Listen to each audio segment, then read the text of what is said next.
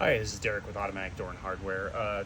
Today we are going to talk about grounded motors on the Stanley Magic Force. I'm going to show you how to check it and then possible checks to verify that is what's happening. So what is a grounded motor? A grounded motor occurs when the carbon builds up from the brushes.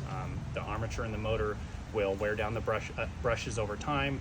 Sometimes the carbon buildup gets too much and causes a short in the motor, which will in turn wear out your controller and could cause other potential issues too. So what we're going to want to do is we're going to want to first power down your unit before you do anything.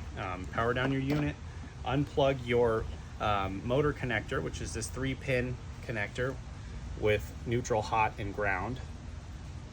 And we're going to put our multimeter into ohms.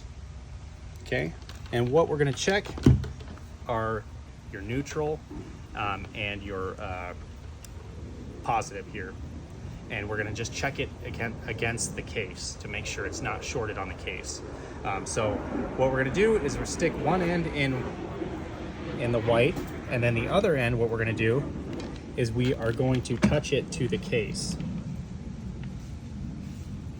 And you can see we have an overload here, which is a good thing.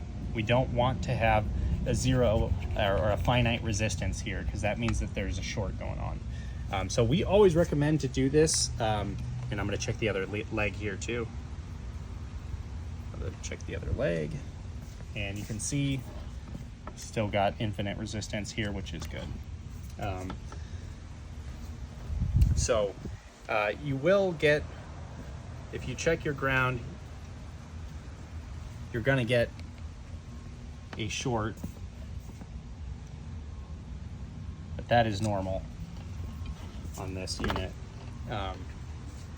We always recommend checking this when you go out to replace your control, because a lot of times if there is a short in the motor, what's gonna happen is that control, as soon as you plug it in, is just gonna fry. So just always check this before doing it, especially if you've had if you have instances where maybe you go out to the door and your display is just not lit up at all and you got power coming into the opener.